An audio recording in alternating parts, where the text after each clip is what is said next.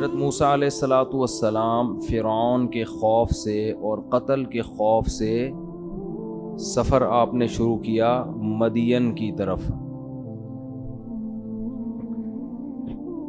وَلَمَّا تَوَجَّهَ تِلْقَاءَ مَدْيَنَ قَالَ عَسَىٰ رَبِّي أَن يَهْدِيَنِي سَوَاءَ السَّبِيلِ۔ اب مدین کا راستہ حضرت موسیٰ علیہ السلام کو معلوم نہیں تھا، لیکن کوئی آپشن بھی نہیں تھا۔ اب راستہ تو معلوم نہیں ہے، لیکن اب مصر میں رہ بھی نہیں سکتے، تو اس لیے مدین کی طرف رخ کیا اور فرمانے لگے اللہ سے امید ہے کہ مجھے وہ صحیح راستہ دکھا دے گا۔ ایسے موقع پہ توکل کیا جاتا ہے، یعنی اللہ توکل پہ چل پڑے۔ اس سے پتہ چلا توکل کہاں کیا جائے گا کہ اپنی طرف سے آپ کام پورا کر لیں، اب آپ کے پاس کوئی آپشن ہی نہیں ہے، ایک ہی کام ہے، تو اب کیا کرنا ہے؟ اللہ توکل۔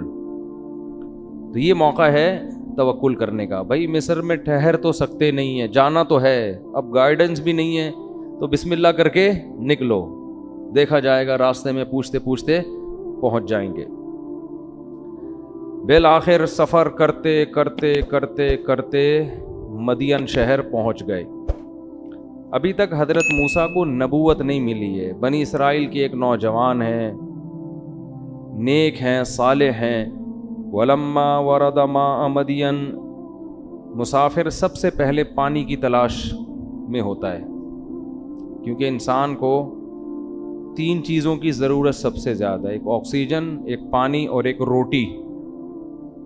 تو آکسیجن تو اللہ نے ہوا میں رکھ دی ہے، وہ کنووں میں الحمدللہ نہیں ملتی، نہ سلنڈر میں کہ آپ جا کے لائن میں کھڑے ہوں، وہ اللہ نے ہوا میں چھوڑ دی ہے، کیونکہ اس کی ضرورت بہت زیادہ ہے۔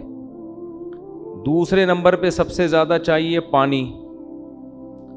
خوراک کے بغیر بھی گزارا ہو جاتا ہے 1 آدھ ہفتہ، لیکن پانی کے بغیر گزارا نہیں ہے۔ تو مسافر جہاں بھی جاتے ہیں سب سے پہلے کیا تلاش کرتے ہیں؟ بھائی پینے کو پانی ملے۔ قرآن کہتا ہے وَلَمَّا وَرَدَ مَاءَ مَدْيَنَ، حضرت موسیٰ بھی فوراً پانی کی طرف گئے۔ شہر میں داخل ہوتے ہی پتہ چلا جی فلاں جگہ کنواں ہے، وہاں پہنچ گئے۔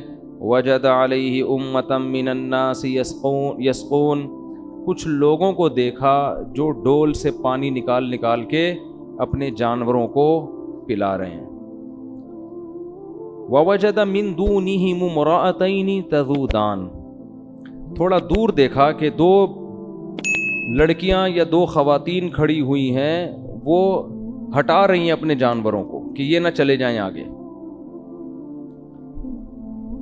قال ما خطبكما، حضرت موسیٰ کو ان پہ ترس آیا کہ یہ 2 نوعمر لڑکیاں ہیں، ان کو تو بہت دیر لگ جائے گی ان کا نمبر آنے میں۔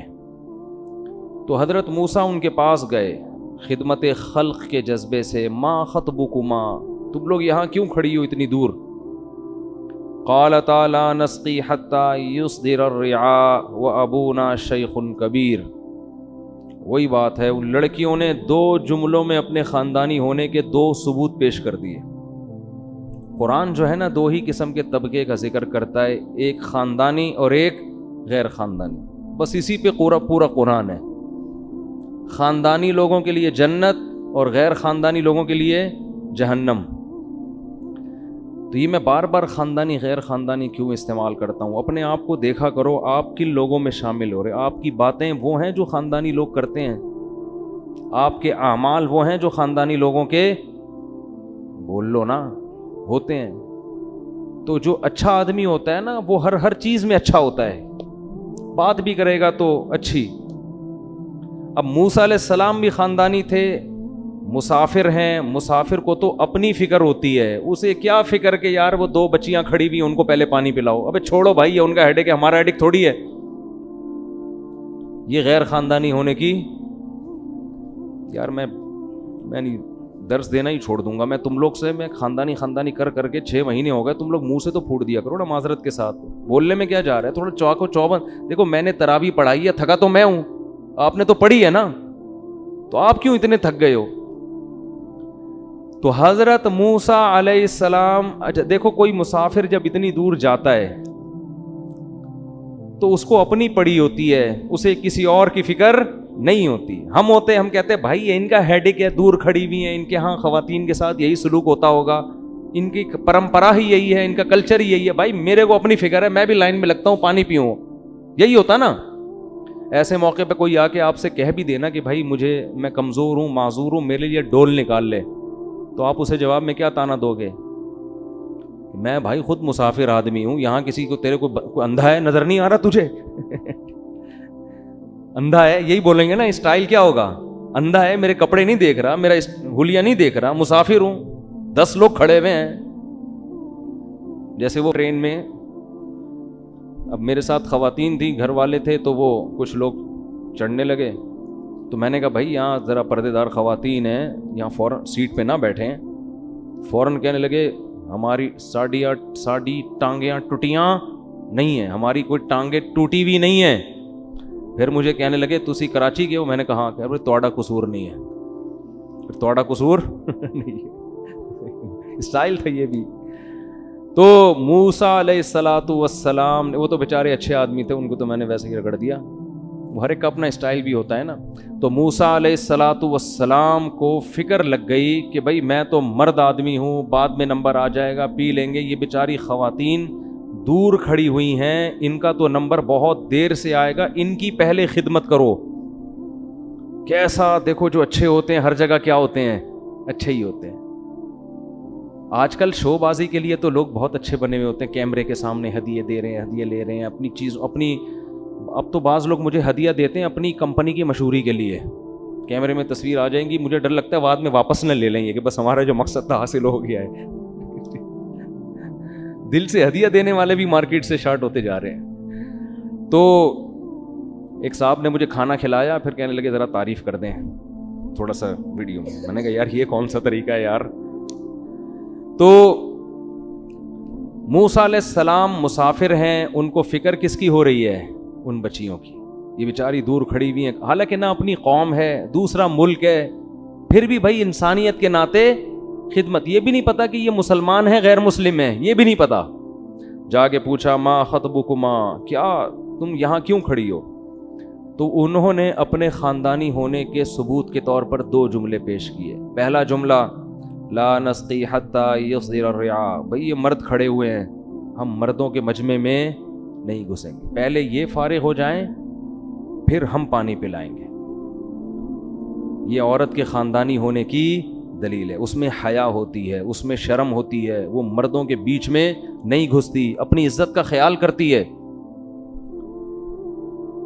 حیا عورت کا سب سے بڑا زیور ہے, اگر اس میں حیا ختم ہو گئی, اس سے زیادہ خطرناک دنیا میں پھر کوئی نہیں ہے. اور آج کل سب کو ماڈرن لڑکیاں چاہیے, بولڈ لڑکیاں چاہیے, آنکھوں میں آنکھیں ڈال کے بات کرے. پھر جب وہ بولے گی نا شٹ اپ, صحیح ہے نا, جب وہ بات چیت میں بولے گی شٹ اپ, پھر اچھلتے ہیں 2 فٹ, یہ کیا ہو رہا ہے بھائی؟ تو ماڈرن سے شادی کا تو یہی فائدہ ہوگا بھائی. آپ نے تو کم بولا, اس نے تو چمیٹ بھی لگا دے گی, زیادہ غصہ آیا نا اس کو, فری نہیں ہونا. حیا, ایجوکیشن الگ چیز ہے, حیا الگ چیز, دونوں چیزیں جمع ہو سکتی ہیں. ایجوکیٹڈ لڑکی سے شادی کرو, کس نے منع کیا ہے؟ لیکن سب سے پہلے فوکس کس چیز کو کرو؟ حیا اور شرم. تو انہوں نے کہا بھائی جب تک یہ پانی نہیں پلاتے ہم مجمع میں گھس نہیں سکتے. اب سوال پیدا ہوتا ہے, بھائی آپ نے تو ایک جملہ تو کہہ دیا اپنے خاندانی ہونے کا, لیکن خاندانی لوگوں کے ہاں تو گھر کے باہر کے کام مرد کرتے ہیں, لیڈیز تھوڑی کرتی ہیں. حضرت موسیٰ نے سوال نہیں پوچھا ان سے, کیونکہ حضرت موسیٰ تھوڑی انکوائری کریں گے, یہ انکوائری کرنا بھی غلط ہے نا. اب کوئی خاتون اگر باہر شاپنگ کر رہی ہیں, آپ جا کے پوچھیں آپ کے گھر کوئی مرد نہیں ہے آلو خریدنے کے لیے, تو اس کے غیر خاندانی ہونے کی دلیل ہونا ہو آپ کے غیر خاندانی ہونے کی یہ دلیل. آپ کیوں کسی کے معاملات میں گھس رہے ہو؟ تو حضرت موسیٰ نے ان سے نہیں پوچھا, تو وہ خود اپنے بارے میں بتا رہی ہیں, کیونکہ جو انسان صحیح ہوتا ہے اس کو وہ اپنے بارے میں بدگمانی سے بھی لوگوں کو بچاتا ہے کہ میرا غلط امیج نہ جائے. تو فوراً انہوں نے خود سے کہہ دیا حضرت موسیٰ کے پوچھے بغیر, ابونا شیخ کبیر, ہمارے والد بوڑھے آدمی ہیں, وہ گھر سے باہر نہیں جا سکتے, مجبوری میں ہم نکلی ہیں, ورنہ یہ کام تو مرد کا ہے, چاہے وہ باپ ہی کیوں نہ ہو. مردوں کا کام ہے یہ عورتوں کا کام نہیں ہے. آج ساری باہر کی خریداری کس کے ذمہ ہے؟ خواتین کے ذمہ. کچھ دنوں میں مرد گھر میں بیٹھ کے کپڑے دھونا شروع کر دیں گے. یہی فلپائن میں ایسا ہی ہوتا ہے. میں دبئی گیا تو وہاں ساری فلپینی عورتیں ہیں. میں نے کہا بھائی مرد تو نظر نہیں آ رہا. انہوں نے کہا ان کے ہاں مرد گھر میں ہڈ حرام پڑے رہتے ہیں, جاب کون کرتی ہیں؟ خواتین. وہ ہڈ حرام گھر میں, شکر ہے فلپینیوں کو میرا بیان سمجھ میں نہیں آتا, اردو میں کرتا ہوں نا. اچھا کچھ فلپینی کے بارے میں اطلاع ملی, مسلمان بھی ہوئے احقر کا بیان سن کے, وہ کہیں اردو میں کسی نے ٹرانسلیشن کر دی تھی, اللہ تعالیٰ قبول فرمائے. تو اس لیے میں لوگوں سے کہہ رہا ہوں کوئی ٹرانسلیشن کا کوئی خاندانی قسم کا انتظام ہو جائے نا, وہ بیانات جو خاص طور پہ غیر مسلموں سے متعلق ہیں, تو اللہ سے امید ہے شاید اس کا کوئی فائدہ ہو جائے. تو اللہ ایڈمن سے رابطہ کریں اس سلسلے میں. جو احمد طالب ہے نا, اگر کوئی یہ چاہتا ہے ڈبنگ انگلش میں ہو جائے تو احمد طالب سے رابطہ کریں. تو موسیٰ علیہ الصلوۃ ان لڑکیوں نے کیا کہا, ہمارے والد بوڑھے آدمی ہیں, ورنہ وہ آتے ہم کیا کرتے, گھر میں رہتے. حضرت موسیٰ کو بڑا ترس آیا ان کے اوپر. فسقا لہما, حضرت موسیٰ علیہ السلام نے ان کے ہاتھ سے ڈول لیا اور ایسے جا کے کھینچ کے پانی نکال کے ان کے حوالے کر دیا, جاؤ گئے. ثم تولی الی الظل, اب موسیٰ علیہ السلام کی نیت تو صرف انسانیت کی خدمت, کوئی لالچ ان کے ذہن میں نہیں تھی, نہ انہوں نے زبان سے کہی نہ ان کے دل میں. لیکن حضرت موسیٰ نے جب یہ خدمت کی نا تو ان کے ذہن میں خیال آیا کہ بھائی مجھے بھوک بھی لگ رہی ہے, بالکل اجنبی ہوں, یہاں رہنے کا کوئی انتظام بھی میرے پاس نہیں, کوئی ملازمت, کوئی جاب, کوئی بزنس, تو میں نے ان کی خدمت کی ہے, شاید یہ اس کے بدلے میں مجھے ان کے والد اگر خاندانی آدمی ہوئے جیسے کہ باتوں سے لگ رہا ہے تو شاید اس کی کوئی اجرت مجھے دے دیں اور 2 ٹائم کی روٹی کا میرے لیے انتظام ہو جائے. مانگ تو رہے نہیں ہے نا. تو ایسے موقع پہ ان بچیوں سے کہنے کے بجائے اللہ سے دعا مانگ رہے ہیں, یہ بتانے کے لیے کہ ہم انسان کے محتاج تو نہیں ہیں لیکن اللہ کے محتاج ہیں. اگر اللہ نے کوئی انتظام میرے لیے کر دیا ہے تو اللہ کر دے, میں اس سے مستغنی نہیں ہوں. نہیں آ رہی بات؟ کیا پیغمبروں کی تعلیمات ہیں یار. اس لیے جب بھی کوئی جیب میں ہاتھ ڈالا کرے نا, جب بھی کوئی مرید جیب میں ہاتھ ڈالے, اس سے امید نہ لگ